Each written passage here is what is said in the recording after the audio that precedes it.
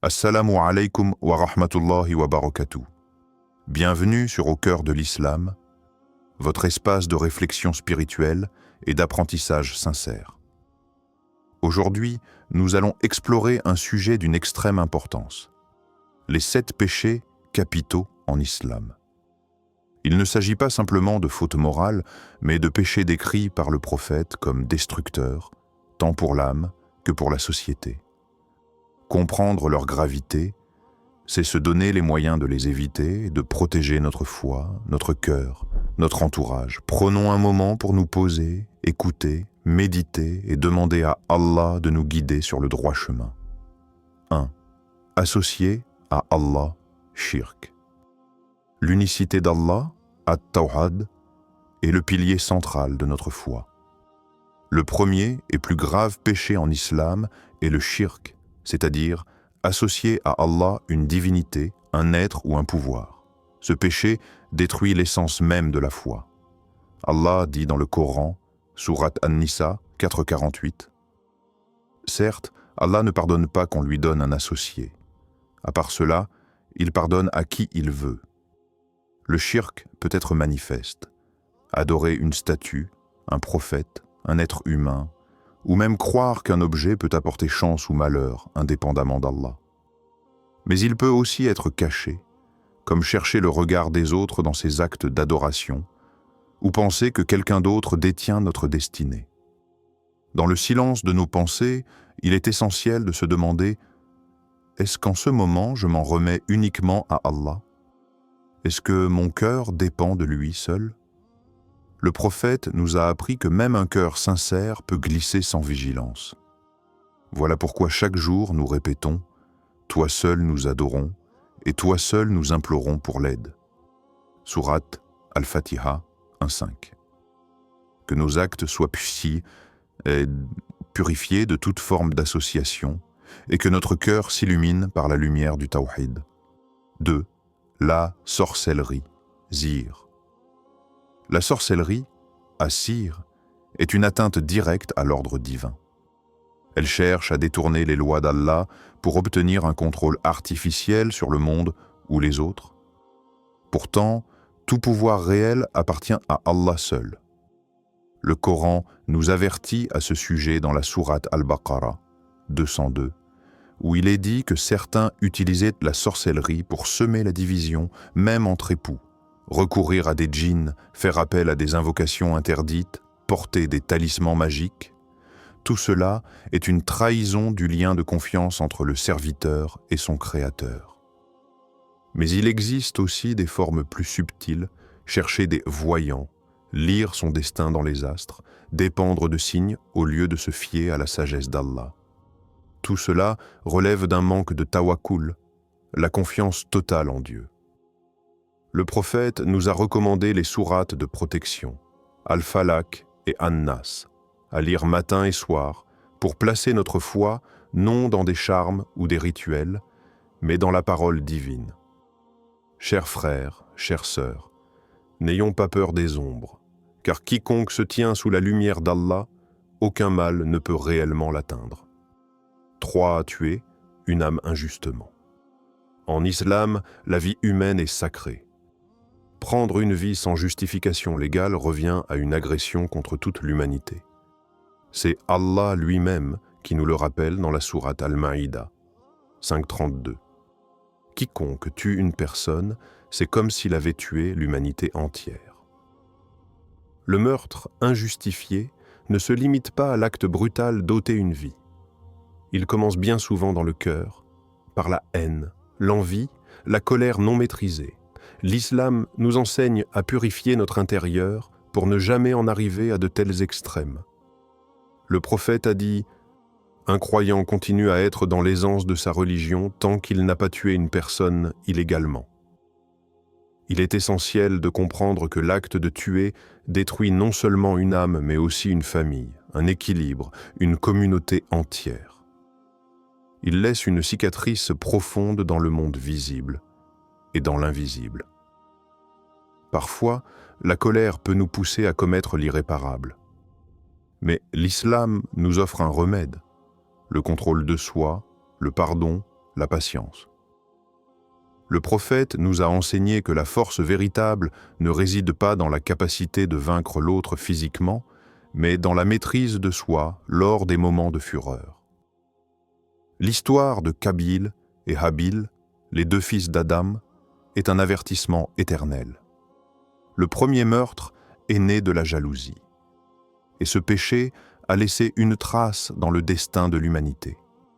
Soyons vigilants face à ce qui naît dans notre cœur, car chaque grande erreur commence souvent par une pensée non contrôlée. Et s'il arrive qu'un frère ou une sœur chute, qu'Allah leur ouvre la porte du repentir sincère. Car certes, la miséricorde d'Allah dépasse toute chose, et nul ne doit désespérer de son pardon, ne doit désespérer. Septième péché, mentionné par le prophète, est fuir le champ de bataille lorsque l'islam et les croyants sont en danger. Il s'agit d'un abandon, d'un renoncement à la défense du vrai, du juste, du bien.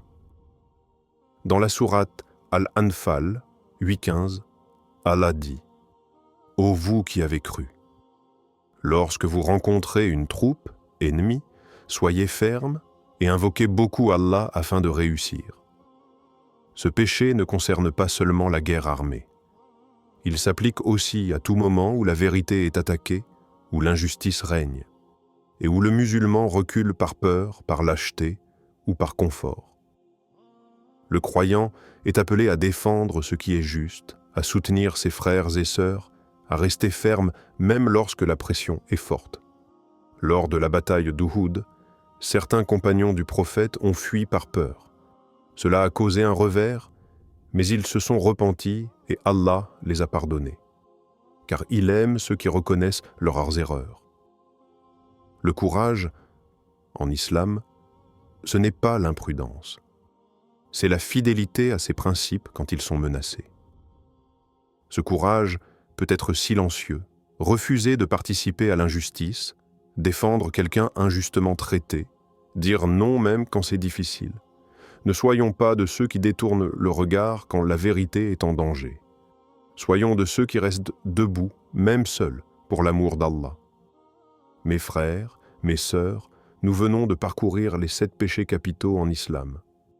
Ce ne sont pas de simples règles ou des interdictions abstraites, ce sont des garde-fous, des repères de protection que notre Créateur, dans sa sagesse infinie, nous a offerts pour préserver notre cœur, notre société et notre au-delà.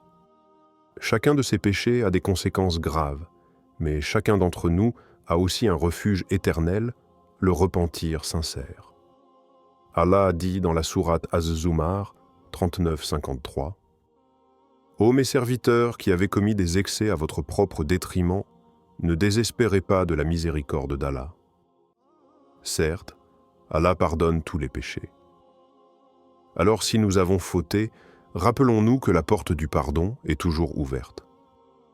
L'essentiel est de revenir à Allah avec sincérité, de réparer ce qui peut l'être et de marcher vers lui avec un cœur humble. Vivons chaque jour en évitant ces péchés, non pas par peur seule, mais par amour pour Allah et par désir de rester proche de lui. Merci d'avoir été avec moi aujourd'hui sur Au cœur de l'islam. J'espère que ce rappel vous a été bénéfique, autant qu'il l'a été pour moi en le partageant. Si cette vidéo vous a touché, pensez à la liker, à vous abonner et à la partager autour de vous. Qu'Allah vous protège, vous purifie et vous rapproche toujours de sa lumière. Assalamu alaykum wa rahmatullahi wa barakatuh. L'usure, riba. Le 4e péché capital est l'usure, appelée riba en arabe. C'est un système injuste dans lequel on profite du besoin ou de la détresse de l'autre pour en tirer un gain injustifié. Dans la sourate Al-Baqarah 2.275, Allah nous met en garde. Ceux qui pratiquent l'usure ne se lèveront, au jour du jugement, que comme se lève celui que le diable a frappé de sa folie. Le riba est destructeur, car il ruine l'équité et la compassion dans les transactions humaines. Il crée des riches de plus en plus riches et des pauvres de plus en plus endettés. Cela inverse la logique divine de justice, de charité, de solidarité. Le prophète a maudit celui qui prend l'usure, celui qui la donne, celui qui l'écrit et celui qui en est témoin. Cela montre l'ampleur de ce péché dans la vision islamique. Il est courant aujourd'hui de se sentir piégé, crédit bancaire, dette, emprunt avec intérêt. Mais il existe des alternatives éthiques, des prêts sans intérêt, des aides entre musulmans, des banques islamiques. Il ne s'agit pas de condamner les faibles, mais de rejeter un système qui nourrit l'injustice. L'histoire d'un commerçant du temps du prophète qui pratiquait le riba, mais qui a choisi de s'en détourner parfois, montre que la porte reste toujours ouverte. Il a perdu un confort matériel, mais gagné la paix intérieure. Alors, demandons à Allah de nous éloigner de ce qui n'est pas pur dans nos finances et qu'il mette la baraka dans nos revenus licites. Car la richesse, ce n'est pas l'accumulation, mais la suffisance du cœur. 5. Manger les biens des orphelins. Le 5e péché majeur est de s'approprier injustement les biens des orphelins. Allah, dans sa miséricorde, a accordé une protection particulière aux plus faibles, aux enfants sans défense, à ceux dont les parents ne sont plus là pour les guider ou les défendre. Dans la sourate An-Nisa 4.10, Allah dit « Ceux qui consomment injustement les biens des orphelins ne font qu'avaler du feu dans leur ventre, et ils seront brûlés dans une flamme ardente. » L'image est forte, car elle exprime une injustice si grave qu'elle affecte l'âme et la destinée éternelle. Les orphelins sont souvent à la merci de leurs tuteurs. Il est facile d'abuser de leur ignorance ou de leur absence de pouvoir. Mais ce péché n'échappe jamais au regard d'Allah. Le rôle du tuteur, en islam, est sacré. Il doit gérer les biens de l'orphelin avec une rigueur absolue, ne rien consommer sauf par nécessité clairement justifiée, et restituer chaque chose une fois que l'orphelin atteint la maturité. Dans une communauté juste, prendre soin des orphelins est un honneur. Le prophète a dit « Moi et celui qui prend soin de l'orphelin, nous serons au paradis comme cela. » Et il a joint ses 2 doigts. C'est un appel à transformer notre regard.